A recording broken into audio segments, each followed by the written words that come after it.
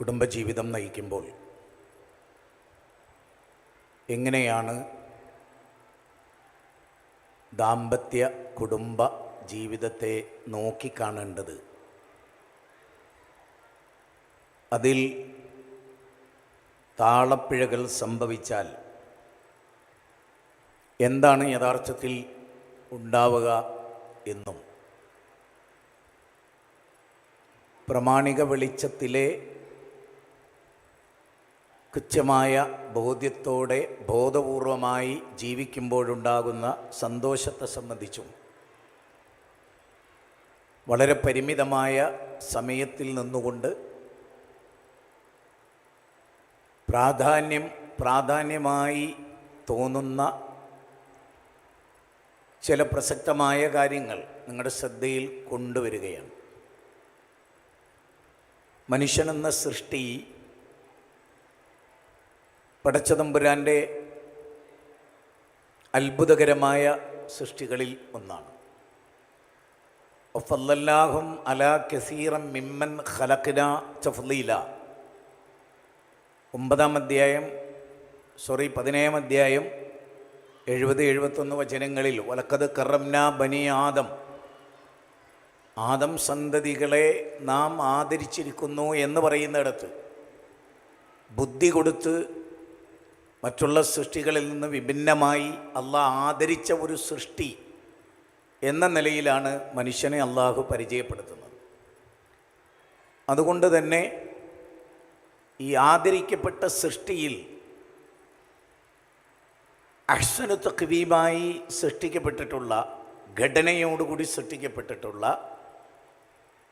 എന്നാൽ ആത്മീയമായ അവസ്ഥയിൽ ഫുജൂറും തഖ്വയുമുള്ള തമ്മാടിത്തത്തിൻ്റെ അവസ്ഥകൾ ഉണ്ട്. ഇതിന് ഫുജൂറുമുണ്ട്, തഖ്വയുമുണ്ട്, തമ്മാടിത്ത സ്വഭാവമുണ്ട്, സൂക്ഷ്മതാബോധവും ഉണ്ട്. അതുകൊണ്ട് ജീവിക്കുക സൂക്ഷ്മതയോടെ അവർക്കാണ് വിജയം എന്നാണ് ഖുർആൻ ആത്യന്തികമായി സംസാരിക്കുന്നത്. അപ്പോൾ നമ്മൾ വളരെ ഗൗരവമായി ആലോചിക്കാൻ, ഇൻഷാ അല്ലാഹ് ഈ പ്രസംഗം ഒരുപക്ഷെ ഓൺലൈനിൽ ആളുകൾ കേൾക്കുന്നുണ്ടാകും.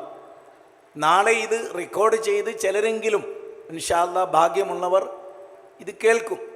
ഇപ്പം നിങ്ങളും എൻ്റെ മുമ്പിൽ ഇരുന്നു കൊണ്ട് ഇത് കേൾക്കുകയാണ്. ഇപ്പം നമ്മളിങ്ങോട്ട് വരുമ്പോൾ നമുക്കൊരു നിയ്യത്തുണ്ടാവും. ഇന്നമൽ അഅമാലു ബിന്നിയ്യാത്ത് വ ഇന്നമാ ലികുല്ലി ഇംറിഇൻ മാ നവാ. എന്താണ് ഇങ്ങോട്ട് വരുമ്പോൾ നമ്മുടെ നിയ്യത്ത്? ആ നിയ്യത്ത് തന്നെയാണ് നമ്മെ സംബന്ധിച്ചിടത്തോളം അള്ളാഹുവിങ്കൽ സ്വീകാര്യരാക്കുന്നതും അള്ളാഹുവിനാൽ തിരസ്കരിക്കപ്പെടുന്നതും ഈ നിയ്യത്തനുസരിച്ചാണ്. വമൻ അറാദൽ ആഖിറത വസആ ലഹാ സഅയഹാ വഹുവ മുഅ്മിൻ. വിശുദ്ധ ഖുർആൻ 17-ാം അധ്യായം 19-ാമത്തെ വചനത്തിൽ പറയുന്നതാണ്. ഒമൻ ഒന്നും കൂടി ക്ലാരിറ്റി വരുത്തി പറഞ്ഞാൽ, നിയ്യത്തുണ്ടാകണം, ഇഖ്ലാസ് ഉണ്ടാകണം, ഇത്തിബാഉർ റസൂൽ ഉണ്ടാകണം, നബി സല്ലല്ലാഹു അലൈഹി വസല്ലം പഠിപ്പിച്ച പോലെയാവണം, പടച്ചവനിലേക്കുള്ള ഇഖ്ലാസ് ഉണ്ടാകണം. അതുപോലെ തന്നെ അതൊരു നല്ല നിയ്യത്തോടു കൂടി ആയിരിക്കണം ചെയ്യേണ്ടത്. അങ്ങനെയാണെങ്കിൽ നന്ദിപൂർവം ആ ഈമാനുള്ള സ്ത്രീയാകട്ടെ പുരുഷനാകട്ടെ അവരിൽ നിന്ന് അത് സ്വീകരിക്കപ്പെടുന്നതാണ് നന്ദിയോടുകൂടി എന്നാണ് ഖുർആൻ അവിടെ പറയുന്നത്. അടുത്ത വാചകം, നമ്മളൊക്കെ തന്നെ വിവാഹം കഴിക്കുന്നു, നമ്മുടെ പ്രാർത്ഥന വളരുന്നു, അവരുടെ വിദ്യാഭ്യാസം നമുക്കൊരു പ്രശ്നമാകും, ഏറ്റവും അടുത്തവർ, ഇങ്ങനെയൊക്കെ തുടങ്ങി ഒരുപാട് ഘടകങ്ങൾ ചേർന്നതാണ് ഒരു വിശ്വാസിയുടെ ജീവിതം. ഒരു വിശ്വാസി ജീവിതത്തെ നോക്കിക്കാണേണ്ടത് എങ്ങനെയെന്നാണ് ഞാൻ ആദ്യം പറയുന്നത്. അവരോട് പറയുന്നത് തന്നെ മനുഷ്യനെ ഈ ഭൂമുഖത്തേക്ക് സൃഷ്ടിക്കുന്നത് പരീക്ഷിക്കാനാണ്. വലനബലു വന്നക്കും. ഈ പോയിന്റ് എപ്പോഴും ഇതെന്തിനാണെന്നറിയോ? അതിനാദ്യം മനസ്സിലാക്കേണ്ട കാര്യം, ജീവിതം കടുത്ത പരീക്ഷണം കൊണ്ടല്ലാകും. ഇപ്പോൾ നമ്മൾ സാധാരണ ഉമിത്തിയിൽ മാലിന്യം നീക്കാനാണ്, അതുപോലെ മനുഷ്യനെ പരീക്ഷണത്തിൻ്റെ തീച്ചൂളയിലിട്ട് അല്ലാഹ് നമ്മളെ പരീക്ഷിക്കും. അതാണ്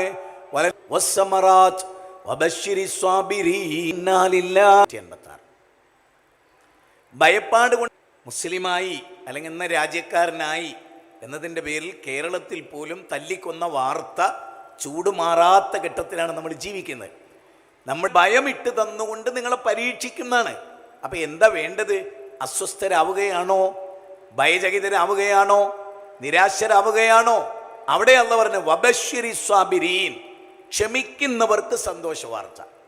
അല്ലദീന ഇദാ അസാബത്തുഹും മുസീബത്തുൻ ഖാലൂ ഇന്നാ ലില്ലാഹ്, ഇത്തരം മുസീബത്തുകൾ ഉണ്ടാകുമ്പോൾ ഞങ്ങൾ അള്ളാഹിനുള്ളവരാണ്, അവനിലേക്ക് മടങ്ങിപ്പോകേണ്ടവരാണ് എന്ന് കൃത്യമായി ബോധ്യമുള്ള ആളുകളാകണം എന്നാണ്. അപ്പം ജീവിതം ഒരു പരീക്ഷണമാണെന്ന് ആദ്യം മനസ്സിലാക്കി വെക്കണം. ഏറ്റക്കുറവുകളെ കൊണ്ട് 17 അധ്യായം പറയണാണ്, ഇടുങ്ങിയ ജീവിതം ഉണ്ടാവും, വളരെ വിശാലമായ ലാവിശായ ജീവിതം ഉണ്ടാവും. നമ്മൾ ചോദിക്കും, ഇക്ക ഭാര്യമാർ ചോദിക്കും, ഇക്ക എന്താ നിങ്ങൾ ഇങ്ങനെ, എത്ര ആള് രക്ഷപ്പെട്ടു, നിങ്ങൾ എന്താ രക്ഷപ്പെടാത്തത്? പക്ഷെ രക്ഷപ്പെടാൻ കഴിയുന്നില്ല. അത് അള്ളാഹു അദ്ദേഹത്തിന് നിശ്ചയിച്ചൊരു പരീക്ഷണമാകാം. അപ്പം അവിശ്വാസികൾക്ക് ഒരുപാട് സൗകര്യങ്ങൾ,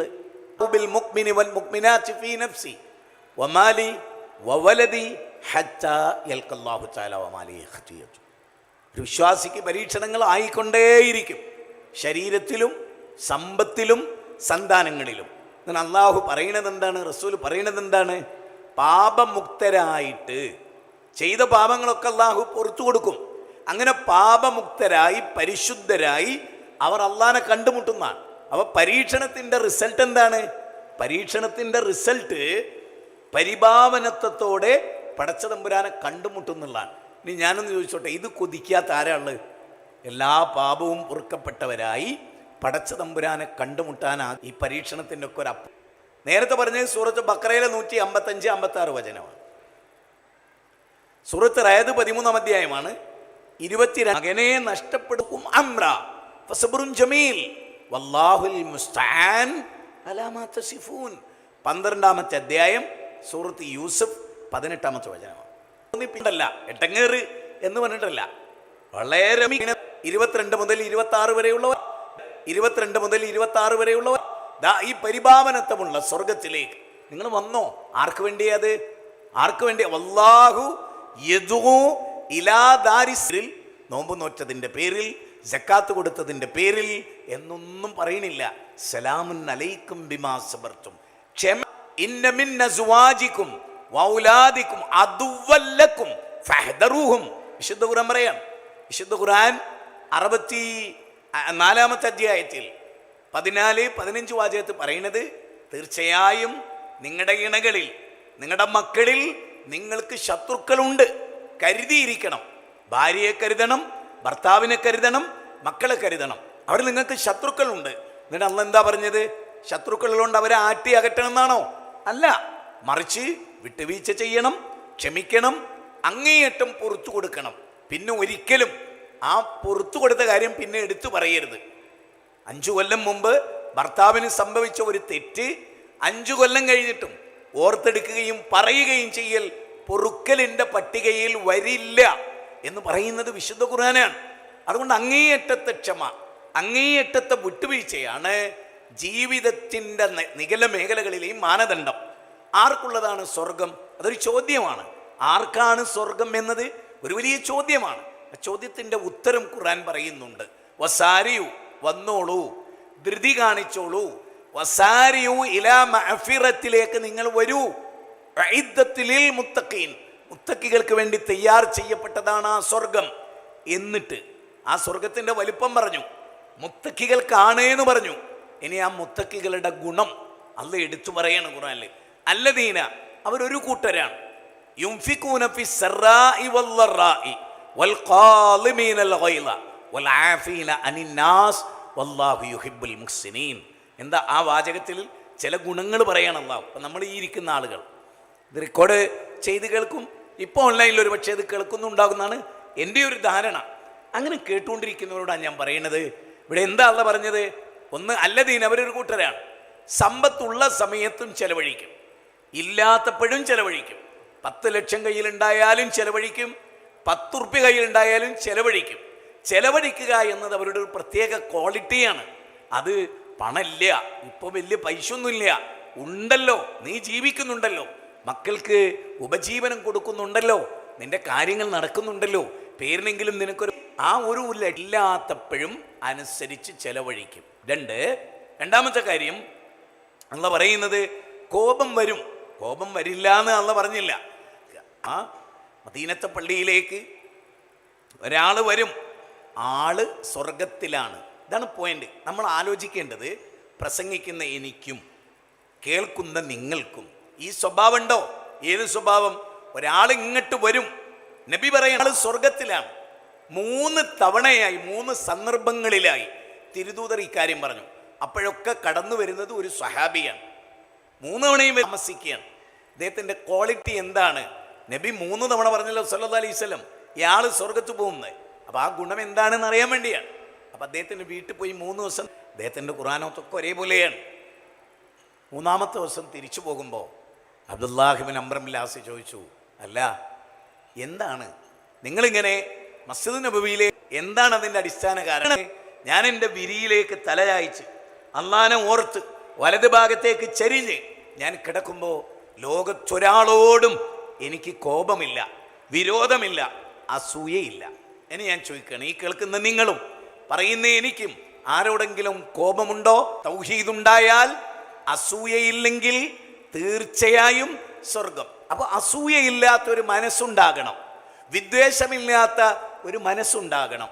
തിരുദൂതര് അപ്പോൾ സാബത്ത് പറഞ്ഞു, വെടുപ്പും വൃത്തിയുമുള്ള ഡ്രസ്സ്, വെടുപ്പും വൃത്തിയുമുള്ള വീട് എന്നൊക്കെ പറഞ്ഞാൽ ഞങ്ങൾക്ക് മനസ്സിലാകും. പക്ഷെ വെടുപ്പും വൃത്തിയുള്ള ഹൃദയം എന്ന് പറഞ്ഞാലോ? നബി പറഞ്ഞു, വെടുപ്പും വൃത്തിയുമുള്ള ഹൃദയം എന്ന് പറഞ്ഞാൽ അസൂയയില്ലാത്ത, വിരോധമില്ലാത്ത, അലാ ഖുലൂബിഹിം വഅലാ സമഇഹിം, അതിന്മേൽ മൂടി വെക്കപ്പെടരുത്, കണ്ണിൽ കാണാത്ത അവസ്ഥ നമുക്കുണ്ടാകരുത്. നമ്മുടെ ഹൃദയം ശുദ്ധമാകണം. കല്ല ബൽ അറാന അലാ ഖുലൂബിഹിം മാ കാനൂ യക്സിബൂൻ കല്ലാ ഇന്നഹും അൻ റബ്ബിഹിം യൗമൈദിൻ ലമഹ്ജൂബൂൻ. പായം കറുത്തുപോയി. അങ്ങനെ ഹൃദയം കറുത്തവരെ റബ്ബിനെ അവർക്ക് കാണാൻ കഴിയില്ല, അല്ലേ? ഉജൂഇ യൗമൈദിൻ നാളിറാ ഇലാ റബ്ബിഹാ നാളിറാ. അന്ന് ചില മുഖങ്ങൾ പ്രസന്നമായിരിക്കും. റബാ കുല്ലു അല വഹിയൽ കലായി, അത് കേടുവന്നാൽ ശരീരം മുഴുവനും കേടുവന്നു എന്നാ പറയും. അലാ വഹിയൽ ഖൽബ്, അത് ഹൃദയമാണ്.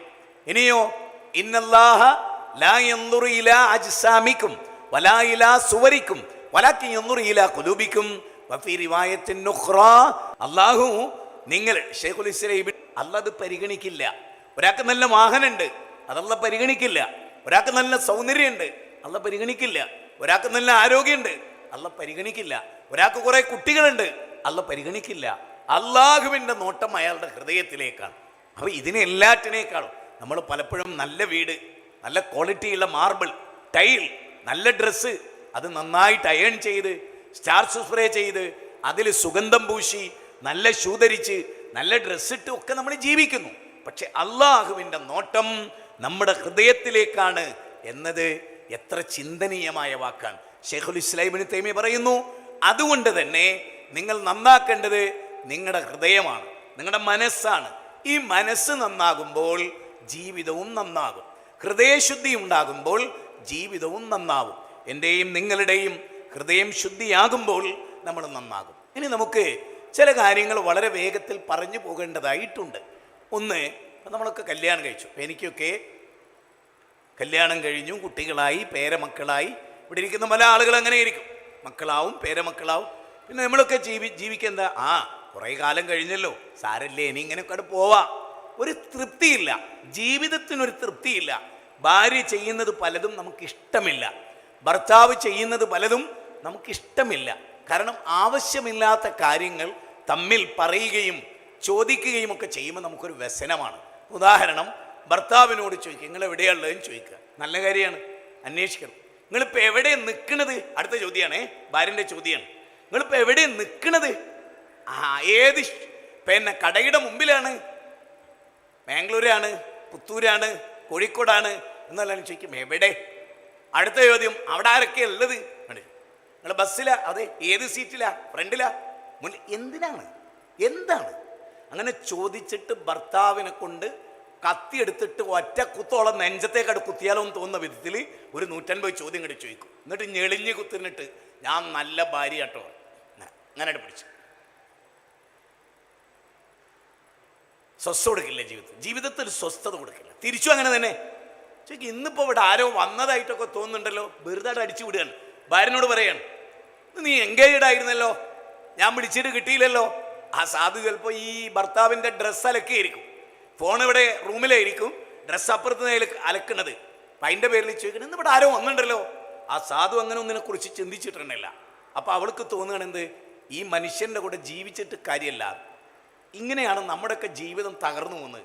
അല്ലാണ്ട് ഇസ്ലാമിൻ്റെ കുഴപ്പം കൊണ്ടോ ഇസ്ലാമിക കാഴ്ചപ്പാടുകളുടെ കുഴപ്പം ശരിക്കും ശ്രദ്ധിച്ചോളി. ഒരു മൈക്രോ സെക്കൻഡ് പോലും വെറുതെ ആക്കരുത്. വെറുതെ ഒരു മൈക്രോ, ഈ വിശ്വാസിയുടെ തന്നെ ഒരു പ്രത്യേകത എന്തറിയോ, അയാൾ നല്ലതേ പറയൂ. അയാൾ വെറുതെ എന്തെങ്കിലും പറഞ്ഞ് നടക്കുന്ന ഒരാളാവില്ല. പറയണത് കാര്യമായിരിക്കും. ചിലപ്പോൾ അതിൽ കടുപ്പുണ്ടാവും, സ്ട്രോങ് ഉണ്ടാവും, ഒക്കെ നന്മ ഉദ്ദേശിച്ചായിരിക്കും പറയാം. പക്ഷെ അനാവശ്യങ്ങൾ ഇങ്ങനെ പറഞ്ഞു കിടക്കുക, അത് അയാളുടെ ജീവിതത്തിൽ ഉണ്ടാവില്ല. കാരണം അയാൾക്ക് അതിന് സമയമില്ല. നല്ല കാര്യം ചെയ്യാൻ തന്നെ അയാൾ ഒരുപാട് ബുദ്ധിമുട്ടുന്ന, ഒരുപാട് മുഖങ്ങളെ ഫേസ് ചെയ്യുന്ന അഥവാ അഭിമുഖീകരിക്കുന്ന ഒരാളായിരിക്കും ആ വീട്ടിലെ പുരുഷൻ. അയാൾ ജോലി സ്ഥലത്ത് അയാൾക്ക് സമ്മർദ്ദം ഉണ്ടാവും, അയാളുടെ രാഷ്ട്രീയ ബോധത്തിൽ അയാൾക്ക് സമ്മർദ്ദം ഉണ്ടാവും, അയാളുടെ സംഘടനയിൽ അയാൾക്ക് സമ്മർദ്ദം ഉണ്ടാവും. ഒരുപാട് പ്രശ്നങ്ങൾ അഭിമുഖീകരിക്കുന്ന ഒരാളാണ് അയാൾ.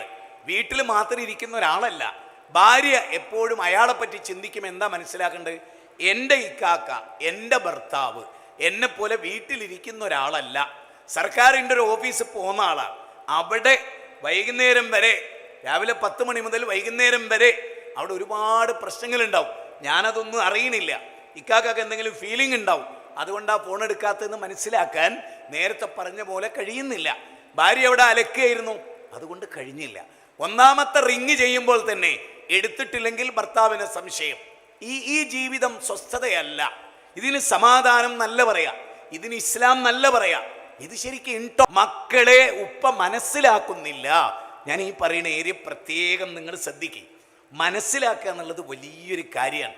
ഒരാളെ മനസ്സിലാവുക എന്നത് ചിലപ്പോൾ 25 കൊല്ലം കഴിഞ്ഞാലും മനസ്സിലാക്കാൻ കഴിയുക. ചിലപ്പോൾ ഒരു അന്യൻ്റെ ഭാര്യക്ക്, ഇപ്പം എനിക്കൊരു കൂട്ടുകാരുണ്ടാവും, എൻ്റെ ഇപ്പം വിവാഹം നമ്മൾ ചെയ്തു കഴിഞ്ഞു, ജീവിച്ചു. കഴിക്കാത്ത നമ്മുടെ മക്കളെ നമ്മൾ ചെന്നിട്ട് വിവാഹത്തിൻ്റെ കുരുക്കിൽപ്പെടുത്തരുത്. പിന്നെ എന്താ വേണ്ടത്, ബോധം ഉണ്ടാക്കി കൊടുക്കണം.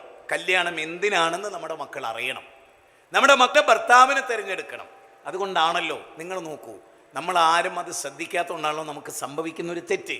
അതായത് നബി സല്ലല്ലാഹു അലൈഹി വസല്ലം പറഞ്ഞു, തുൻകഹുൽ മർഅതു ലിഅർബഇൻ ലിമാലിഹ വലിജമാലിഹ വലിയസ്ബിഹ വലിദീനിഹ ഫൽഫർ ബിദാത്തിദ്ദീൻ ചെരുപ്പത്തിയതാക്ക്. സാധാരണയായി ഏത് ലോകത്തും ഏത് നാട്ടിലും പെണ്ണിൻ്റെ സൗന്ദര്യം ഒരു പ്രശ്നം തന്നെയാണ്. പെണ്ണിൻ്റെ കുടുംബ മഹിമ, കുലമഹിമ, പിന്നെ പെണ്ണിൻ്റെ മാൽ, ധനം, പിന്നെ പെണ്ണിൻ്റെ ദീൻ. പിന്നെ 4 കാര്യമാണ് പ്രധാനമായിട്ട് നോക്കുക. വേറെയും കുറേ നോക്കുന്നവരുണ്ടാവാം. പ്രവാചകൻ ഒരു 4 പ്രസിദ്ധമായ കാര്യം പറഞ്ഞു എന്ന് മാത്രം. എന്നിട്ട് പ്രവാചകൻ പറഞ്ഞു, ഫദ്ഫർ ബിദാത്തിദ്ദീൻ, മതനിഷ്ഠയുള്ള സ്ത്രീയെ കല്യാണം കഴിച്ചോ, പുരുഷനെ കല്യാണം കഴിച്ചോ. ഫൻകിഹു അയാമാ മിൻകും വസ്വാലിഹീന മിൻ ഇബാദികും വഇമായികും യകൂനു ഫുഖറാ യുനിഹുമുല്ലാഹു മിൻ ഫദ്ലി വല്ലാഹു വാസിഉൻ അലീം. ഖുർആന്റെ 24-ാം അധ്യായം 32-ാമത്തെ വചനമാണ്. സ്വാലിഹീങ്ങളായ ആളുകളെ കൊണ്ട് മക്കളെ കല്യാണം കഴിപ്പിക്കുക. ദീനുണ്ടാവണം. എന്നാൽ അള്ളാഹ് പറയാണ്, ദീന് നോക്കി നടക്കുമ്പോൾ എങ്ങനെയാണ്, സമ്പത്ത് കൂടുമ്പോൾ മനുഷ്യനെല്ലാം മറക്കും. അതുകൊണ്ടാണ് സമ്പത്തുള്ള കുടുംബത്തിലും ദീനുണ്ട്, ദീനില്ല എന്നല്ല. പക്ഷെ ദരിദ്ര കുടുംബത്തിലാണ് ദീന് വേഗം. അള്ളാഹ് പറയുന്നു എന്ന് പറഞ്ഞാൽ ശുദ്ധമായ തൗഹീദാവണം വിവാഹത്തിന്റെ മാനദണ്ഡം. സൂറത്ത് ബഖറ 2-ാം അധ്യായം. വിശ്വാസിയായ ഒരു പെണ്ണ് മഹാസുന്ദരിയാണ്. അവളെ സൗന്ദര്യം നിന്നെ എത്ര അത്ഭുതപ്പെടുത്തിയാലും അവന്റെ സൗന്ദര്യം നിന്നെ തൗഹീദില്ല. ബുദ്ധി വേണ്ട, IAS വേണ്ട, ബുദ്ധി വേണ്ട. ആ ബുദ്ധി അല്ല, ബുദ്ധി വേറെയാണ്. ആ ലോകത്താണ്. ഈ ഒരു അടുത്താണ് വിവരക്കേട്. ഉണ്ടെന്ന് പറയുന്നിടത്ത് വിവരക്കേടില്ല, ഉണ്ട് എന്ന് പറയുന്നതാണ്. ഈ മൈക്ക് ഇവിടെ നിങ്ങൾ നോക്കൂ, ഈ മൈക്കിന്റെ പവർ ഓഫ് ആയാൽ ഈ മൈക്ക് വർക്ക് ചെയ്യില്ല. ആംപ്ലിഫൈ ചെയ്യാൻ കഴിവില്ലെങ്കിൽ ഈ ശബ്ദത്തിൽ നിങ്ങൾക്ക് കേൾക്കാൻ പറ്റില്ല. ഇതിനൊക്കെ ഒരു സിസ്റ്റം വർക്ക് ചെയ്യുന്നുണ്ട് ഇവിടെ. അതിന് പിന്നിൽ പല ഘടകങ്ങളുണ്ട്.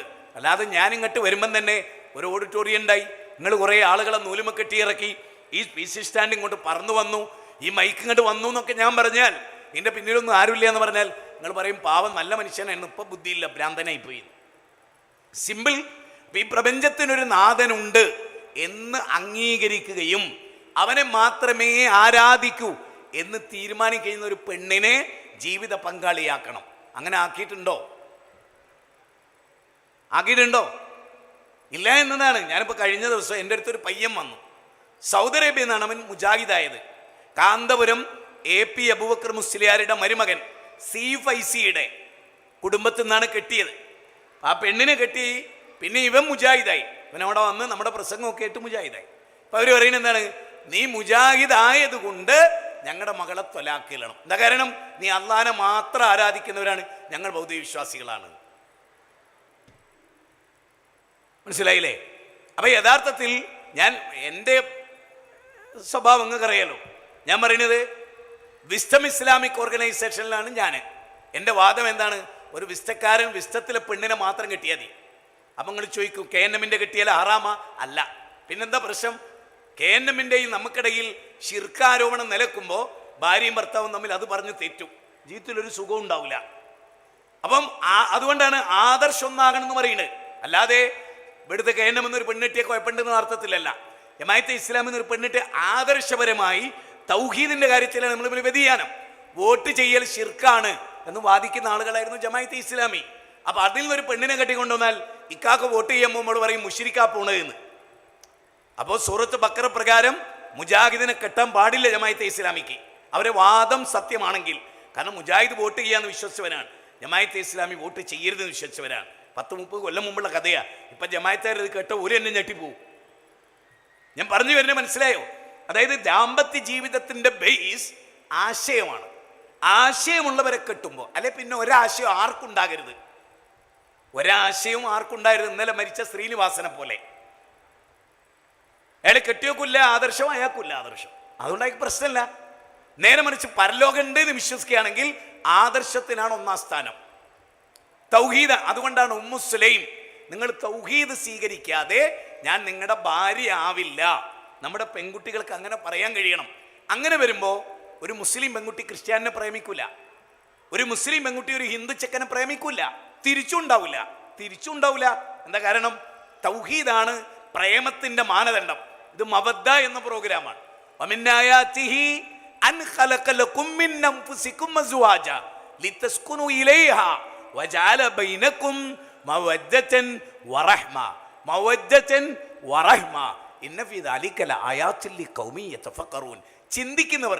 ചിന്തിക്കുന്നവർക്ക് ഇണാതത്വത്തിലെ ഏറ്റവും ശ്രേഷ്ഠമായ വശം ഒരേ ആശയമുള്ളവർ വിവാഹിതരാവുക എന്നതാണ്. ഞാൻ പറഞ്ഞ് മനസ്സിലായിട്ടുണ്ടാകും എന്ന് ഞാൻ വിചാരിക്കുകയാണ്. ഇതൊന്നും വിവാദമല്ല, ചിന്തിക്കുന്നവർക്ക് മനസ്സിലാകുന്ന കാര്യമാണ്. ഞാനിപ്പോൾ എൻ്റെ മകളെ അനസ് മുസ്ലിയാരുടെ ഒരു മകന് കെട്ടിച്ചു കൊടുത്ത് നിങ്ങൾ വിചാരിച്ചോളി, പിന്നെ ഒന്നെങ്കിലും ഓൻ കൊല്ലപ്പെടും അല്ലെ ഞാൻ കൊല്ലപ്പെടും. എന്തിനായി നിൽക്കണേ? ഓൻ്റെ കുടുംബത്തിലേക്ക് എൻ്റെ മോളെ കൊടുക്കാതിരിക്കുക പറഞ്ഞതിൻ്റെ പൊരുൾ അത്രയേ ഉള്ളൂ. എന്ന് പറഞ്ഞാൽ KNM ഇഷ്ടത്തിൻ്റെ കുട്ടീനെ കെട്ടണ്ടാന്ന്. കെട്ടിയ ജീവിതത്തിൽ സ്വസ്ഥത ഉണ്ടാകാനാ കെട്ടണത്. കല്യാണത്തോടു കൂടി സ്വസ്ഥത കേടില്ലെങ്കിൽ പിന്നെ കെട്ടിച്ചു കൊടുക്കണോ? അത് മനസ്സിലാകുന്നുണ്ടോ നിങ്ങൾക്ക്? നാളെ അത് വിവാദമാക്കുമോ? ഇത് മനസ്സിലായോ? പറഞ്ഞത് എന്താണെന്ന് മനസ്സിലായോ? പറഞ്ഞത് എന്താണെന്ന് മനസ്സിലായോ? അല്ലെങ്കിൽ നിങ്ങൾ നാളെ ഇതുമ കിടന്ന് തിരിയും, ബാക്കിയൊക്കെ മറന്നു. കാരണം ഇത് നോക്കൂ, ഈ ഖുർആന്റെ വചനം ഒന്ന് നോക്കൂ. കല്യാണം എന്തിനാണ്? അള്ള പറയുകയാണെങ്കിൽ തസ്കുനു ഇലൈഹ, അവളിലേക്ക് അവൻ സമാധാനമടയാൻ. അവൾ ദർഗയിൽ പോകുന്ന ഒരാളാണെങ്കിൽ നമുക്ക് സമാധാനം കിട്ടുമോ?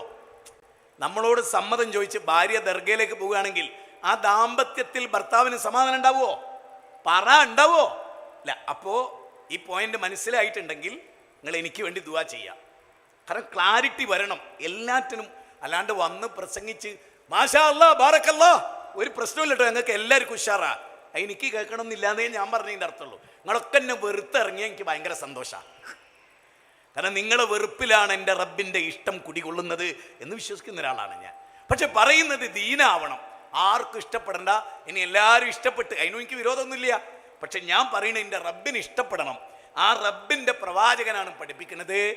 ആദർശമില്ലെങ്കിൽ നിങ്ങൾ ആരെങ്കിലും ആലോചിച്ചിട്ടുണ്ടോ? നബീൻ്റെ 2 പെൺകുട്ടികൾ അബൂലഹബിൻ്റെ 2 ആൺകുട്ടികളായിരുന്നു കല്യാണം കഴിച്ചത്. ഞാൻ നിങ്ങളോട് പറയുന്നത് ശരിക്കും മനസ്സിലാക്ക്.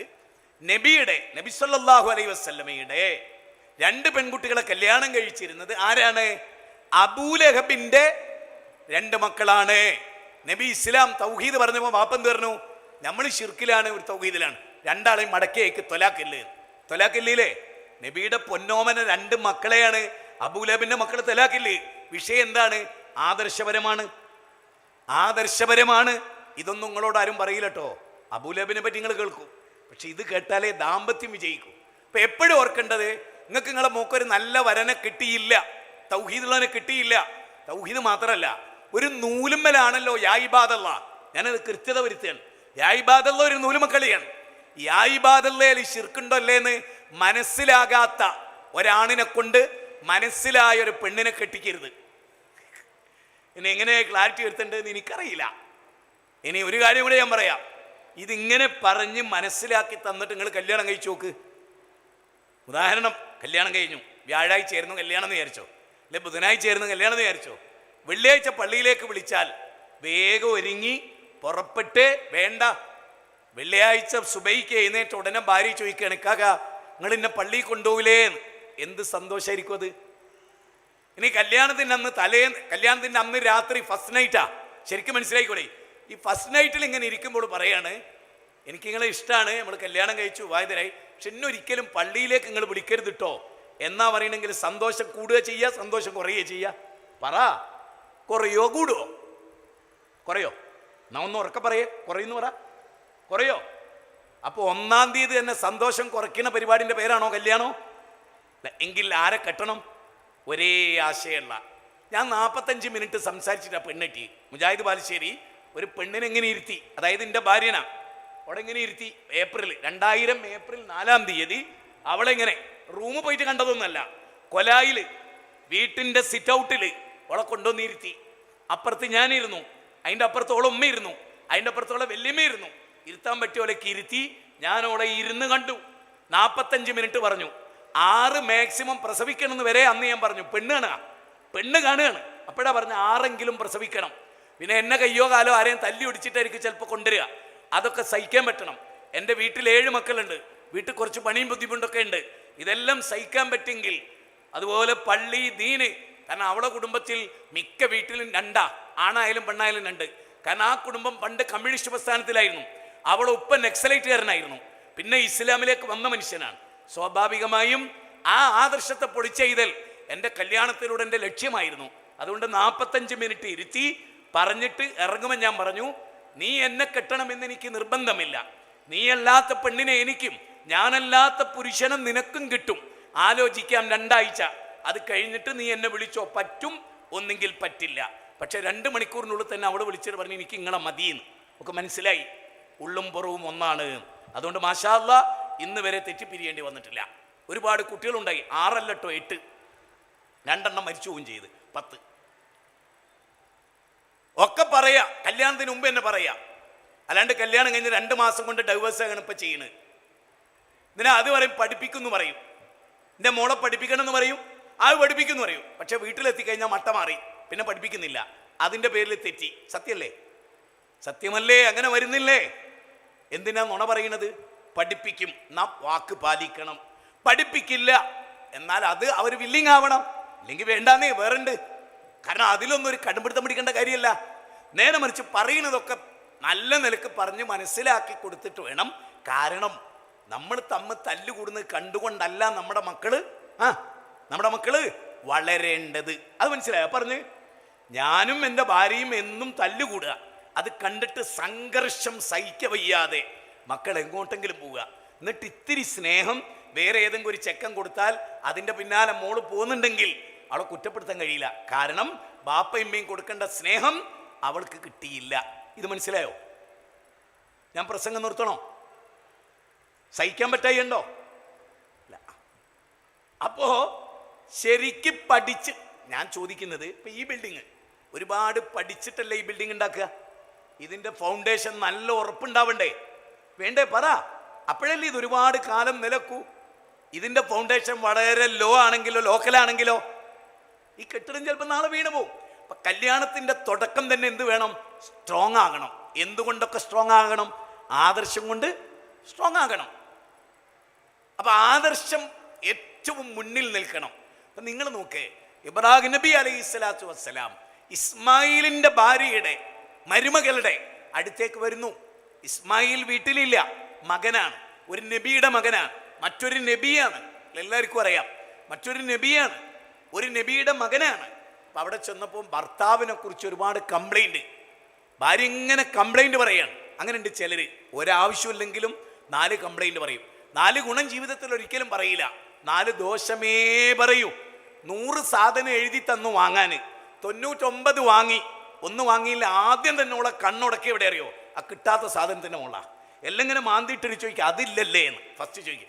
ഇതൊക്കെ ഉണ്ടല്ലോ എന്നല്ല ചോദിക്കുക, അതില്ല അല്ലേ? അവിടെയാണ് പെണ്ണ് അന്നും അങ്ങനെയാണ്, ഇന്നും അങ്ങനെയാണ്, ഒരു വേള നാളെയും ചിലപ്പോൾ അങ്ങനെ ആയിരിക്കും. എന്താണെന്നറിയില്ല, നിങ്ങൾ തല്ലരുത് കിട്ടോ മുകളിൽ ഇരുന്നിട്ട്. സംഭവം അങ്ങനെയാ. അവിടെയാണ് ശരിക്കും ഇസ്മായിൽ നബിയുടെ ഭാര്യയെ കണ്ടു, ഒരുപാട് പരാതികൾ. അപ്പം ഇബ്രാഹിം നബി പറയാണ്, മോളെ ഇസ്മായിൽ വന്നാൽ ഇസ്മായിലിനോട് പറയണം ഉമ്മറപ്പടി മാറ്റി വെക്കാൻ. ഉമ്മറപ്പടി എന്ന് പറഞ്ഞാൽ വീടിൻ്റെ ഫ്രണ്ടേജ് എന്ന് പറഞ്ഞാൽ എല്ലാ വീടിൻ്റെ കെടാവിളക്കാണ് പെണ്ണ്. ആ പെണ്ണ് പരാതിയുടെ കൊട്ട കഴിക്കുന്നവളാകരുത്. ഭർത്താവിൻ്റെ ഉപ്പ വരുമ്പോൾ ആ മകനെക്കുറിച്ച് 100 കംപ്ലൈൻറ്റ്. അപ്പോൾ ബാപ്പ പറയണെന്ത്? ഉമ്മറപ്പടി മാറ്റി വെക്കാൻ. മാറ്റിവെച്ചു എന്ന് പറഞ്ഞാൽ ഇസ്മായിൽ നബി ചോദിച്ചു, ആ പറഞ്ഞത് എന്താണ് എന്ന് എൻ്റെ പ്രിയപ്പെട്ടവളെ നിനക്ക് മനസ്സിലായോ? നിന്നെ ഇനി എൻ്റെ കൂടെ ജീവിപ്പിക്കരുത്, നിന്നെ ത്വലാക്ക് ചൊല്ലി പറഞ്ഞേക്കാനാണ് ഉപ്പ പറഞ്ഞത്. അങ്ങനെ ത്വലാക്കല്ലി വേറൊരു കല്യാണം കഴിച്ചു. ആ പെണ്ണിനെ ഉറപ്പിച്ച് നിർത്താൻ പറഞ്ഞു. കാരണം എന്താ? ബാപ്പ വന്ന് ചോദിച്ചു, എങ്ങനെയുണ്ട് മോനെ? ഖൈറാണ്, സുഖമാണ്, സന്തോഷമാണ്, ജീവിതമാണ്, ഇത് ദുനിയാവാണ്, ആഖിറമല്ല. അവളത് മനസ്സിലാക്കി. അപ്പൊ ബാപ്പ പറഞ്ഞു ഉമ്മറപ്പടി ഉറപ്പിച്ച് നിർത്താൻ. വിഷയമുണ്ട് ഇതിൽ പാഠമുണ്ട്. പെണ്ണ് പരാതിയുടെ കൊട്ടയാവരുത് പെണ്ണ്. അതുപോലെ തന്നെ ഭർത്താവ് പെണ്ണിനെ കുറിച്ച് എന്നും കംപ്ലൈൻറ്റ്. അങ്ങനെ ആവരുത്, അങ്ങനെയുള്ള ജീവിതം ഉണ്ടാവരുത്. എന്തും സഹിക്കുകയും ക്ഷമിക്കുകയും ചെയ്യുന്നിടത്താണ് ജീവിത വിജയം കുടികൊള്ളുന്നത്. ഈ പോയിന്റ് നിങ്ങൾ മനസ്സിലാക്കിയെങ്കിൽ നമുക്ക് അടുത്ത പോയിന്റിലേക്ക് പോകാം. ദാമ്പത്യം. ഖദീജ ബീവിയെ കുറിച്ച് നമ്മളൊക്കെ കേട്ടിട്ടുണ്ട്. ഒരു കാലത്ത് ഖദീജ ബീവിയുടെ മരണശേഷം നബിയുടെ ഒരു മകളുടെ ഭർത്താവ് മറ്റൊരു ആശയത്തിലാണ്. അപ്പം അങ്ങനെ ഇങ്ങോട്ട് വന്ന് ജാഹിലിയത്തിൻ്റെ കാലഘട്ടത്തിലാണ്, നേരത്തെ പറഞ്ഞ പോലെ തന്നെ. അപ്പം പ്രായച്ചിത്തം മേടിക്കണം. അപ്പം മകളുടെ അടുത്തുനിന്ന് ഭർത്താവിനെ ഉപ്പാൻ്റെ അടുത്തുനിന്ന് ഭർത്താവിനെ വിട്ടുകിട്ടാൻ മകള് കുറച്ച് പ്രായച്ചിത്തം കൊണ്ടുവന്നിരിക്കുകയാണ്.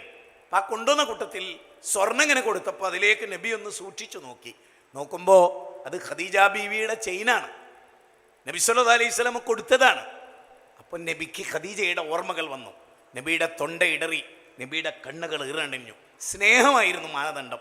ഇറാ ഗുഹയിൽ നിന്ന് ഇറങ്ങി വരുമ്പോൾ ജമ്മിലൂനി യാ ഖദീജ. ശരിക്കും നിങ്ങൾ ചിന്തിച്ചിട്ടുണ്ടോ? ഇറാ ഗുഹയിൽ നിന്ന് ഇറങ്ങിയിട്ട് നബിക്കൊരു പുതപ്പ് മാർക്കറ്റ് പോയാൽ കിട്ടും, അയൽപ്പക്കത്തെ വീട്ടിൽ നിന്ന് ചോദിച്ചാൽ കിട്ടും. എന്നിട്ടും ഖദീജയോട് പുതപ്പ് ചോദിക്കുന്നതിൻ്റെ അർത്ഥം എന്താ? അത് കേവലം ഒരു പുതപ്പിനെ കുറിച്ചല്ല. ഖദീജ, നീ എന്നെ ഒന്ന് കെട്ടിപ്പിടിക്കുകയെന്ന് കൂടിയാണ്, നീ ഒന്നെന്നെ സമാധാനിപ്പിക്കുകയെന്ന് കൂടിയാണ്, നീ എന്നൊന്ന് ആലിംഗനം ചെയ്യുകയെന്നാണ്, നീ നിൻ്റെ മാറിലേക്ക് എന്നെ ഒന്ന് ചേർത്ത് പിടിക്കുകയെന്നാണ്. ജീവിതത്തിൻ്റെ ഏറ്റവും പ്രധാനമായ കാര്യം. ഇപ്പോൾ രാത്രിയൊക്കെ കിടക്കുമ്പോൾ ഭാര്യ അപ്പുറത്തേക്ക്, ഭർത്താവ് ഇപ്പുറത്തേക്ക്, അങ്ങനെയല്ല, ഭർത്താവിൻ്റെ കയ്യിലേക്ക് അവളെ തല ചായ്ച്ചു വെച്ച് പരസ്പരം വാരിപ്പുണർന്ന് കെട്ടിപ്പിടിച്ച് കിടക്കാൻ അള്ളാഹ് അനുവദിച്ച കിടത്തമാണത്. അതിൽ കൂലിയുണ്ട്, അതിൽ ഓരോ മിനിറ്റിലും കൂലിയുണ്ട്. പക്ഷേ നമ്മൾ ലൈംഗിക ബന്ധത്തിൽ ഏർപ്പെടുമ്പോൾ കെട്ടിപ്പിടിക്കുന്നല്ലാതെ പിന്നീട് നബി എങ്ങനെയാ? ആയിഷ ബീവിയെ വീട് വിട്ടിറങ്ങുമ്പോൾ ചുംബിക്കും. വീട്ടിലേക്ക് തിരിച്ചു വന്നാൽ ദന്തശുദ്ധി വരുത്തി ആയിഷ ബീവിയെ വീട്ടിൽ വരുമ്പോൾ ചുംബിക്കും. ചുംബനം ആ വീടിൻ്റെ ഒരു വലിയ മെസ്സേജാണ്. ചുംബനം വെറും കാമമല്ല, ചുംബനം ഒരു മെസ്സേജാണ്. എനിക്ക് നിന്നെ ഇഷ്ടമാണ് എന്ന വലിയൊരു മെസ്സേജാണ്. നിങ്ങൾ കുട്ടികളെ ചുംബിക്കാറുണ്ടോ? നബിയെ, എനിക്ക് 10 കുട്ടികളുണ്ട്, ഞാനവരെ ചുംബിക്കാറില്ലെന്ന് പറയുമ്പോൾ നിന്റെ ഹൃദയത്തിൽ നിന്ന് അള്ളാഹ് കാരുണ്യം എടുത്തു കളഞ്ഞാൽ ഞാൻ എന്ത് ചെയ്യാനാണെന്ന്. കരുണാർദ്രമായ മനസ്സിൻ്റെ ഏറ്റവും വലിയ ഉദാഹരണമാണ് മക്കളെ ചുംബിക്കുക എന്നത്. എത്ര തന്നെ ചുംബിച്ചാലും, ഇപ്പം ഇന്നലെ എൻ്റെ കൊച്ചുമകൻ എൻ്റെ കയ്യിൽ കിടക്കുമ്പോൾ ഞാൻ അവനെ ഒരുപാട് ചുംബിച്ചിട്ടാണ് നേരം പുലരുന്നത്. കാരണം ആ ചുംബനം, പിതാവിൻ്റെ ചുംബനം ആ കുട്ടിയിൽ വലിയ മാറ്റങ്ങൾ ഉണ്ടാക്കുന്നുണ്ട്. ആ കുഞ്ഞ് അറിയുന്നുണ്ട് എൻ്റെ ഉപ്പാക്ക് എന്നെ ഇഷ്ടമാണെന്ന്. എൻ്റെ ഉപ്പാക്ക് എന്നെ വിട്ടു നിൽക്കാൻ പറ്റില്ലെന്ന് ആ കുഞ്ഞ് ഗ്രഹിക്കുന്നുണ്ട്. ഈ സ്നേഹമാണ് നമുക്ക് നഷ്ടപ്പെട്ടു പോകുന്നത്. അപ്പോൾ സ്നേഹം തിരിച്ചെടുക്കണം, വീണ്ടെടുക്കണം.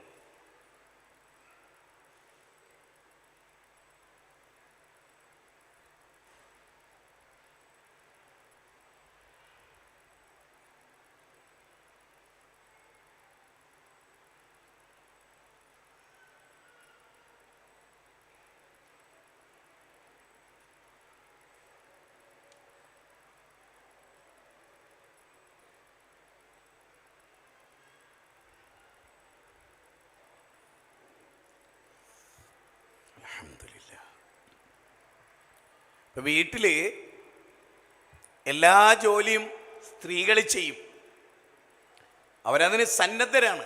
പക്ഷേ അവർക്ക് ക്ഷീണമുണ്ട്, അവർക്ക് തളർച്ചയുണ്ട്.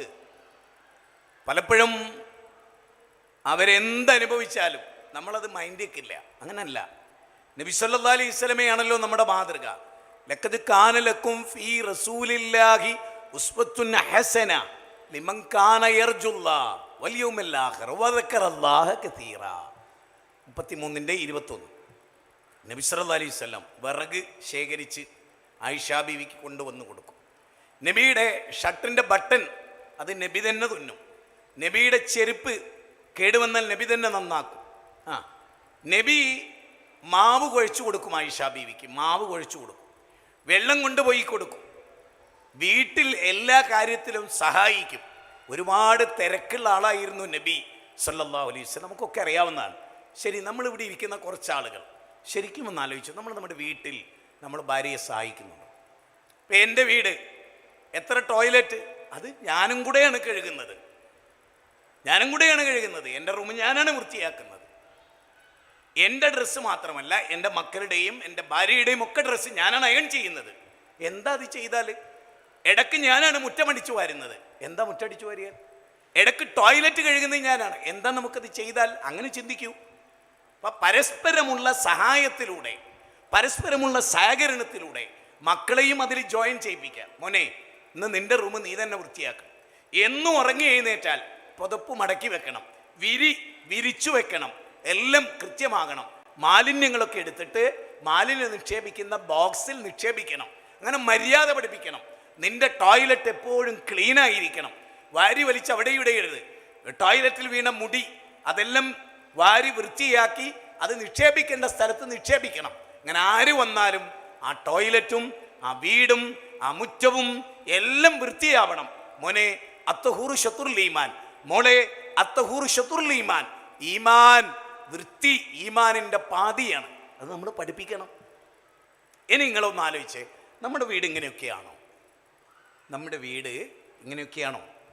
അടുത്തത്, വദ്കുർന മാ യുത്ല ഫീ ബുയൂതികുന്ന മിൻ ആയാത്തില്ലാഹി വൽ ഹിക്മ. നിങ്ങളുടെ വീട്ടിൽ ഖുർആനും സുന്നത്തും പാരായണം ചെയ്യപ്പെടണം. അത് നിങ്ങൾ ഓർക്കുകയും വേണം. 33-ാം അധ്യായം 34-ാമത്തെ വചനമാണ്. വദ്കുർന മാ യുത്ല ഫീ ബുയൂതികുന്ന മിൻ ആയാത്തില്ലാഹി വൽ ഹിക്മ. നിങ്ങളുടെ വീട് എന്താവണം? നിങ്ങളുടെ വീട് ഖുർആൻ പാരായണം ചെയ്യപ്പെടുന്ന വീടാകണം. ആണോ? എല്ലാവരുടെ കയ്യിലെ മൊബൈലിലും ദുനിയാവിലെ വാർത്തകൾ, രാഷ്ട്രീയം, കോമഡികൾ, സിനിമകൾ, സീരിയലുകൾ, അതുപോലെ യൂട്യൂബർമാരുടെ കോമഡികൾ, ഇതൊക്കെ ആയിട്ടാണ് നമ്മൾ കഴിഞ്ഞുകൂടുന്നത്. നമ്മുടെ വീട്ടിൽ ഖുർആൻ പാരായണമില്ല, നമ്മുടെ വീട്ടിൽ ഹദീസിൻ്റെ പാരായണങ്ങളില്ല. സത്യമല്ലേ? ആണ്. ഇതെല്ലാം ഉണ്ടാവണ്ടേ? ഉണ്ടാവണം. അങ്ങനെയുള്ള വീടാകേണ്ടതില്ലേ? ആകണം എന്നാണ് അള്ളാഹു നമ്മളോട് പറയുന്നത്. 3, നമ്മുടെ ഉപ്പയും ഉമ്മയും ഇല്ലേ നമ്മുടെ കൂടെ? ഉണ്ട്. അവർ കുഞ്ഞുനാളിൽ നമ്മെ ഒരുപാട് നോക്കിയവരല്ലേ? ആണ്. വഖദാ റബ്ബുക അല്ലാ തഅബുദു ഇല്ലാ ഇയ്യ റിളല്ലാഹി ഫീ റിളൽ വാലിദൈൻ വസഖ്തുല്ലാഹി ഫീ സഖ്തിൽ വാലിദൈൻ. മാതാപിതാക്കളുടെ കോപത്തിലാണ് അള്ളാൻ്റെ കോപം, മാതാപിതാക്കളുടെ തൃപ്തിയിലാണ് അള്ളാൻ്റെ തൃപ്തി. നമ്മുടെ ഉപ്പാൻ്റെ തൃപ്തി നമുക്കുണ്ടോ? നമ്മൾ ആരെങ്കിലും ആലോചിച്ചിട്ടുണ്ടോ? നമ്മുടെ ഉമ്മാക്ക് നമ്മളോട് വെറുപ്പുണ്ടോ? വെറുപ്പുള്ള എന്തെങ്കിലും ഉണ്ടോ? പരിശോധിക്കപ്പെട്ടിട്ടുണ്ടോ? ഉമ്മയേക്കാൾ ഉപ്പയേക്കാൾ ഭാര്യയെയും മക്കളെയും മാത്രമാണോ നമ്മൾ സ്നേഹിച്ചത്? നമ്മുടെ വീട്ടിൽ നമ്മുടെ ഉമ്മ ഒറ്റപ്പെടുന്നുണ്ടോ? നമ്മുടെ വീട്ടിൽ നമ്മുടെ ഉപ്പ ഒറ്റപ്പെടുന്നുണ്ടോ? ആലോചിക്കേണ്ടതാണ്, ചിന്തിക്കേണ്ടതാണ്, ഒരുപാട് ആലോചിക്കേണ്ടതാണ്. പിന്നെ മൂത്താപ്പ, എളാപ്പ, കുടുംബം. വാത്തിദിൽ ഖുർബ ഹഖഹു വൽ മിസ്കീൻ വബിനുസ് സബീൽ വലാ തുബദ്ദിറു തബ്ദീറ ഇന്നൽ മുബദ്ദിരീന കാനൂ ഇഖ്വാന ശയാത്തീൻ. 17-ാം അധ്യായം 26-ാമത്തെ വചനമാണ്. നിന്റെ സമ്പത്തിൽ മൂത്താപ്പാക്ക് പങ്കുണ്ട്, നിന്റെ സമ്പത്തിൽ എളാപ്പാക്ക് പങ്കുണ്ട്, അവരുടെ അവകാശമുണ്ട്, കൊടുക്കണം. നിന്റെ അമ്മായിക്ക് കൊടുക്കണം, അവർക്ക് രോഗം വന്നു, നീ ചികിത്സിക്കണം. നിന്റെ സ്വത്തിൽ അവർക്കൊക്കെ അവകാശമുണ്ട്. നിന്റെ പരിഗണന അവരെയും കൂടെ ഉൾക്കൊള്ളുന്നതാണ് എന്ന് പഠിപ്പിക്കുന്ന ദൈവിക ഗ്രന്ഥം അല്ലേ? ആലോചിച്ച് നോക്കൂ. വഖൂലു ലിന്നാസി ഹുസ്ന, ജനങ്ങളോട് നല്ലത് പറയണം. 2-ാം അധ്യായം 83-ാമത്തെ വചനം. മാതാപിതാക്കൾക്ക് പുണ്യം ചെയ്യണം. 2-ാം അധ്യായം 83-ാമത്തെ വചനം. 6-ാം അധ്യായം 151-ാമത്തെ വചനം. 4-ാം അധ്യായം 36-ാമത്തെ വചനം. 31-ാം അധ്യായം 13, 14, 15 വചനങ്ങൾ. 46-ാം അധ്യായം 15, 16 വചനങ്ങൾ. എല്ലാം ഇவ்விதമാണ്. അപ്പൊ ഇങ്ങനെ ഈ ഖുർആനിക വചനങ്ങളിലൂടെ ഇന്നഹാദൽ ഖുർആന യഹ്ദി ലില്ലത്തി ഹിയ അഖ്വം, ഏറ്റവും ചൊവ്വായതിലേക്ക് ഈ ഗ്രന്ഥം നിങ്ങളെ നയിക്കുന്നു. അളവിലും തൂക്കത്തിലും നിങ്ങൾ കച്ചവടക്കാരാണോ? അളവിലും തൂക്കത്തിലും കൃത്രിമം കാണിക്കരുത്. കാരണം യൗമ യഖൂമുൻ നാസു ലിറബ്ബിൽ ആലമീൻ 83-ാം അധ്യായം 6-ാമത്തെ വചനമാണ്. അള്ളാഹുവിന് മുമ്പിൽ നിങ്ങൾ നിൽക്കും. കച്ചവടം മാന്യമായിരിക്കണം, നല്ല നിലക്കുള്ള നീതിനിഷ്ഠമായ കച്ചവടമായിരിക്കണം. വലാ യജ്രിമന്നകും ശൻആനു ഖൗമിൻ അലാ അല്ലാ തഅദിലു അഅദിലു ഹുവ അഖ്റബു ലിത്തഖ്വ. ഒരു വിഭാഗത്തോടുള്ള ഈർഷ്യത, അവരോട് അനീതി പ്രവർത്തിക്കാൻ നിങ്ങളെ പ്രേരിപ്പിക്കാതിരിക്കട്ടെ. വിശുദ്ധ ഖുർആൻ 5-ാം അധ്യായം 8-ാമത്തെ വചനമാണ്. ഇങ്ങനെ ഏത് രംഗത്തും ഇസ്ലാം ഇടപെടുകയാണ്. വസ്ത്രമായാലും പാർപ്പിടമായാലും നിങ്ങൾ കഴിക്കുന്ന ഭക്ഷണം, കുടിക്കുന്ന പാനീയം ഹലാലാവണം, തൊയ്യിബാകണം. ഹലാല് മാത്രമായാൽ പോരാ, തൊയ്യിബാകണം. തൊയ്യിബായാൽ മാത്രം പോരാ, ഹലാലാകണം. ഹലാലാണ് എങ്കിലും അത് ശരീരത്തെ കേടുവരുത്തുമെങ്കിൽ പൊതുവായ അതിൻ്റെ വിധി നിഷിദ്ധം എന്നതാണ്. ഇസ്ലാമിക പ്രമാണങ്ങൾ അപ്രകാരമാണ് പഠിപ്പിക്കുന്നത്. കിഡ്നിയെ കേടുവരുത്തുന്ന ഒരു പാനീയം, ഹാർട്ടിനെ കേടുവരുത്തുന്ന ഒരു പാനീയം, ആന്തരിക അവയവത്തെ സാരമായി ബാധിക്കുന്ന ഒരു ഭക്ഷണം, അത് പ്രത്യക്ഷത്തിൽ ഹലാലായിരിക്കാം, പക്ഷെ അത് കഴിക്കുന്തോറും അപകടമുണ്ടാകുമെങ്കിൽ അത് ഗുരുതരമാണ് അല്ലേ? ആണ്. അതുകൊണ്ട് തന്നെ അത്തരത്തിലുള്ള കാര്യങ്ങളിൽ വിട്ടുനിൽക്കണം. ഹലാലൻ തൊയ്യിബാകണം. 2-ാം അധ്യായം 168-ാമത്തെ വചനമാണ്. അതെ, മാലിന്യങ്ങൾ കലരുന്നത് തിന്നരുത്. അതുപോലെ ആരോഗ്യത്തിന് ഹാനികരമാകുന്ന പാനീയങ്ങൾ നിങ്ങൾ കുടിക്കുകയും അരുത്. കുലു വശ്രബു, തിന്നോളൂ, കുടിച്ചോളൂ. വലാ തുസ്രിഫു, ഇസ്രാഫ് കാണിക്കരുത് എന്നും ഖുർആൻ നമ്മെ പഠിപ്പിച്ചു. ഹജ്ജത്തുൽ വിദാഇൽ നബി സല്ലല്ലാഹു അലൈഹി വസല്ലം പറഞ്ഞു, ഭാര്യമാരുടെ കാര്യത്തിൽ ശ്രദ്ധിക്കണം. അവരെ മുഖത്തടിക്കരുത്, അവരെ ഒറ്റപ്പെടുത്തരുത്. നിങ്ങൾ യാത്ര പോകുമ്പോൾ അവരെ ഒറ്റക്കെട്ട് നിങ്ങൾ പോവരുത്. അവർ നിങ്ങളുടെ സംരക്ഷണത്തിൻ്റെ വലയത്തിലാവണം. നിങ്ങൾ കഴിക്കുന്ന പോലെ അവർക്ക് ഭക്ഷണം കൊടുക്കണം. നിങ്ങളൊരു പുതുവസ്ത്രം ധരിച്ചാൽ അവരെ ധരിപ്പിക്കണം. എല്ലാ അർത്ഥത്തിലും 4 ആളെ മുമ്പിൽ വെച്ച് അവരെ നിങ്ങൾ ചീത്ത പറയരുത്. ഇങ്ങനെ തുടങ്ങി ഒട്ടുമിക്ക കാര്യവും. യാ അയ്യുഹല്ലദീന ആമനു ഖു അൻഫുസകും വഅഹ്ലീകും നാറ, തീർച്ചയായും നിങ്ങൾ നിങ്ങളെയും നിങ്ങളുടെ കുടുംബത്തെയും നരകത്തെ തൊട്ട് കാത്തുകൊള്ളണം. വഅദ്ദിബൂഹു വഅല്ലിമൂഹു, അലി റളിയല്ലാഹു അൻഹു പറഞ്ഞു.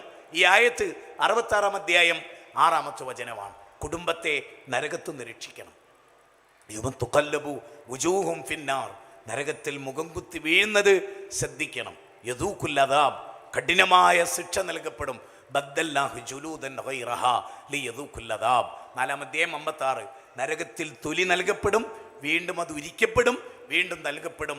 അത് വേദന ഉണ്ടാകാനാണ്. നരകത്തിലെത്തുന്ന ഒരു പണിയും നമ്മൾ ആരും എടുക്കരുത്. പലിശ ഹറാമാണ്, ഡയറക്റ്റ് ഓർ ഇൻഡയറക്റ്റ് ബന്ധപ്പെടരുത്. വ്യഭിചാരം, അതിനെക്കുള്ള സമീപിക്കരുത്. എല്ലാം മദ്യം, മയക്കുമരുന്ന്, ലഹരികൾ, ഇതൊക്കെ വിട്ടു നിൽക്കണം. എപ്പോഴും ഇച്ചക്കില്ല ഹൈസുമാക്കുന്ത്, എവിടെയാണെങ്കിലും അള്ളാഹുവിനെ സൂക്ഷിക്കണം. ഇച്ചക്കില്ലാഹ യജ്അല്ലഹു മഖ്റജ.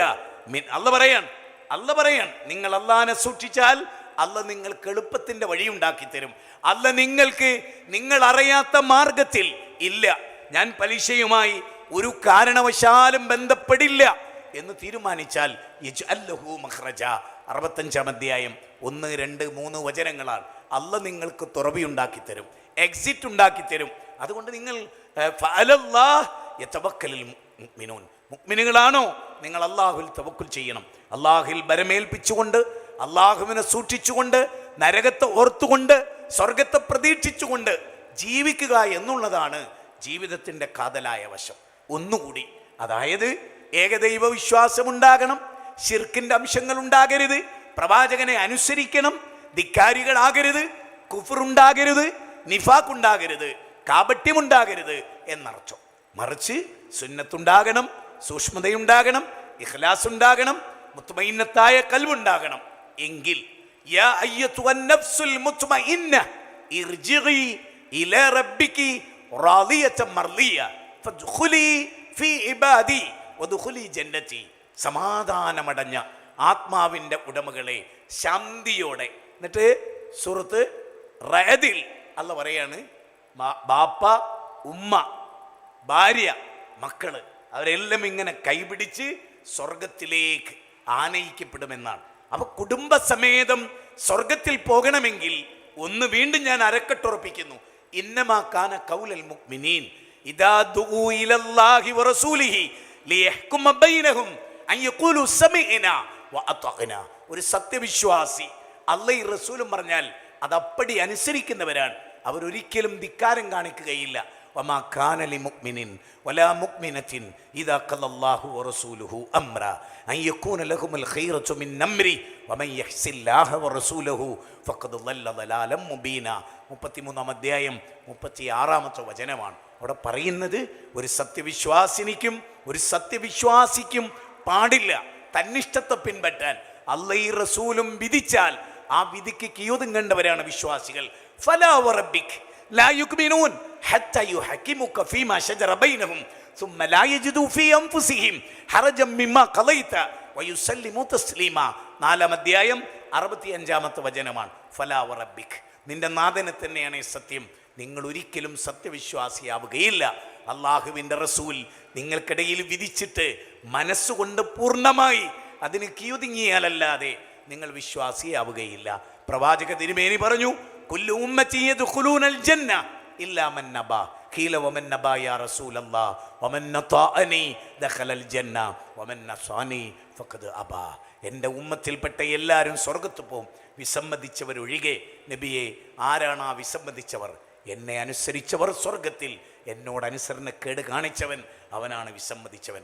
അപ്പോ കുൽ, വിശുദ്ധ ഖുർആൻ പറയാൻ, കുൽ അല്ലാഹ് പറയാണ്, നോക്കൂ 4-ാം അധ്യായം 80-ാമത്തെ വചനം, ആര് റസൂലിനെ അനുസരിക്കുന്നുവോ ഫഖദ് അതാ അല്ലാഹ്, അവൻ അല്ലാഹനെ അനുസരിച്ചു. വമാ ആതാകുമുർ റസൂൽ ഫഖുദൂഹു വമാ നഹാകും അൻഹു ഫൻതഹു. അല്ലാഹുവിൻ്റെ റസൂൽ കൊണ്ടുവന്നത് സ്വീകരിക്കുക, അല്ലാഹുവിൻ്റെ റസൂൽ ഉപേക്ഷിച്ചതിനെ ഉപേക്ഷിക്കുക. 59-ാം അധ്യായം 7-ാമത്തെ വചനം. അപ്പം നമ്മുടെ മുമ്പിലുള്ള ജീവിതം ഒരു പരീക്ഷണമാണ്. അതാണ് ഞാൻ ആദ്യമായി പറഞ്ഞ പോയിന്റ്. പരീക്ഷിക്കപ്പെടും എന്ന ഉത്തമ ബോധ്യം ഉണ്ടാകണം. എൻ്റെ ഭാര്യ എനിക്കൊരു പരീക്ഷണമാണ്, എൻ്റെ ഭർത്താവ് എനിക്കൊരു പരീക്ഷണമാണ്. നിങ്ങളിൽ ചിലർക്ക് പരീക്ഷണമാക്കിയിരിക്കുന്നു. അത്തുസ്ബിറൂൻ, നിങ്ങൾ ക്ഷമിക്കാൻ തയ്യാറുണ്ടോ? അപ്പൊ വാപ്പ നമുക്കൊരു പരീക്ഷണമാകാം, ജ്യേഷ്ഠൻ നമുക്കൊരു പരീക്ഷണമാകാം, ഭാര്യമാർ നമുക്കൊരു പരീക്ഷണമാകാം, മക്കളൊരു പരീക്ഷണമാകാം, ഇന്റിമേറ്റ് ഫ്രണ്ട് ഒരു പരീക്ഷണമാകാം, നേതൃത്വം ഒരു പരീക്ഷണമാകാം, അനുയായികളും ഒരു പരീക്ഷണമാകാം. അത്തുസ്ബിറൂൻ, നിങ്ങൾ ക്ഷമിക്കാൻ തയ്യാറുണ്ടോ? ക്ഷമയാണ് സ്വർഗത്തിലേക്കുള്ള മാനദണ്ഡം. യാ അയ്യുഹല്ലദീന ആമനു സ്ബിറു വസബിറു വറബിതു. 3-ാം അധ്യായം അവസാനത്തെ വചനം, 200-ാമത്തെ വചനം. ക്ഷമിക്കൂ, ക്ഷമയിൽ മുൻകടക്കൂ, അതിലാണ് വിജയമുള്ളത് എന്നല്ല പറയും. നിങ്ങൾ മുഅ്മിനുകളാണെങ്കിൽ നിങ്ങൾ തന്നെയാണ് ഔന്നത്യമുള്ളവർ എന്നും 3-ാം അധ്യായം 139-ാമത്തെ വചനത്തിൽ പറയുന്നു. അതുകൊണ്ട് അങ്ങേയറ്റം ക്ഷമയുള്ളവരും സഹനമുള്ളവരും കൂടുതൽ ഖുർആൻ പഠിക്കുന്നവരും രാത്രി നിന്ന് നിസ്കരിക്കുന്നവരും രാത്രി പടച്ചവനെ കുറിച്ച് ഓർത്ത് ഇസ്തിഗ്ഫാർ നടത്തുന്നവരും പൊറുക്കലിനെ തേടുന്നവരും നടക്കുന്ന ഭൂമിയിലൂടെ ശാന്തരാകുന്നവരും അസൂയയില്ലാത്തവരും വെറുപ്പില്ലാത്തവരും വിദ്വേഷമില്ലാത്തവരും മാന്യമായി പെരുമാറുന്നവരും നല്ല വാക്കുകൾ പറയുന്നവരും ജീവിതത്തിൽ സർവോപരി എല്ലാ രഹസ്യത്തിലും പരസ്യത്തിലും റബ്ബിനെ സൂക്ഷിക്കുന്നവരുമാണ് യഥാർത്ഥ സത്യവിശ്വാസി. അങ്ങനെ യഥാർത്ഥ സത്യവിശ്വാസികളായി ജീവിക്കാൻ അള്ളാഹു നമുക്ക് തൗഫീക്ക് നൽകി അനുഗ്രഹിക്കുമാറാകട്ടെ.